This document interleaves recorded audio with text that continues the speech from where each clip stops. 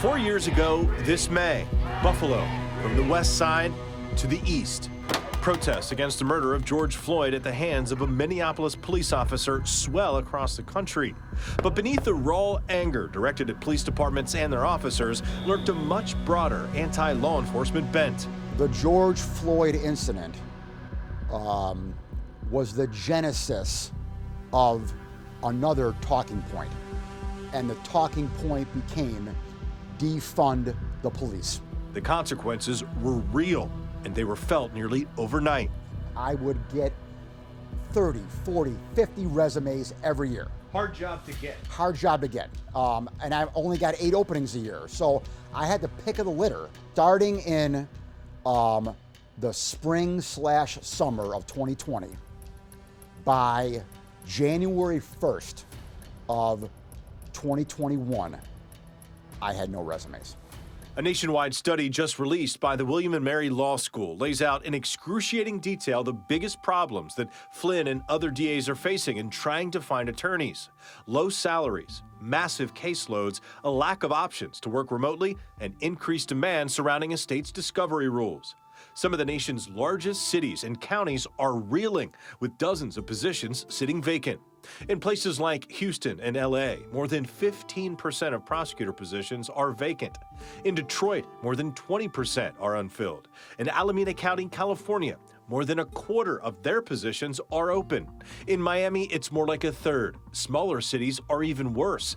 60% of positions are open in the St. Louis area, where the major crime rate actually fell last year. And in Athens, Georgia, where the district attorney actually covers 2 counties, the vacancy rate is approaching 85%. It's the old adage of doing more with less, but the more in this equation is crime, and crime never stops. I got a lawyer who's got 100 cases in court on a Monday morning, okay? There's no way they can deal with 100 cases. They can maybe deal with 50, so they handle the 50 most serious ones. The other 50, dismiss, dismiss, dismiss. It basically becomes an emergency room triage, all right? Where you can't let a case hang around, because the longer you let a case hang around, then that gums up the whole system, all right? Hopefully, after law school, I will become an ADA. Isabella Bakshi has seen the studies. She's a second-year student at the University of Buffalo School of Law and following in the footsteps of her father, Sunil, who's a longtime local criminal defense attorney. Her reaction now is simple: sign me up. Definitely very interesting time to be a student and have a desire to be in the legal field. But getting here hasn't been easy. A lot of people were hesitant on police and especially prosecution, so I sort of withdrew my desire to be a prosecutor at the time because I was unsure of what was really going on. People versus Jones. But Bakshi and dozens of others are staying with it, at least in part, because of a new initiative at UB, spearheaded by John Flynn.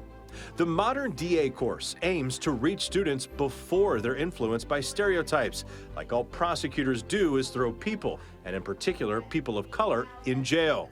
The instruction is real world. The professors are Flynn's top assistant district attorneys, who spent most of the rest of their time in court. Every one of my 10 teachers in there, okay, they exonerate more people in 1 month than any defense lawyer will in their lifetime.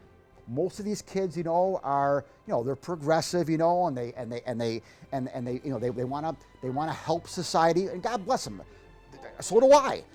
And so I need to tell them, hey, we're here to help society.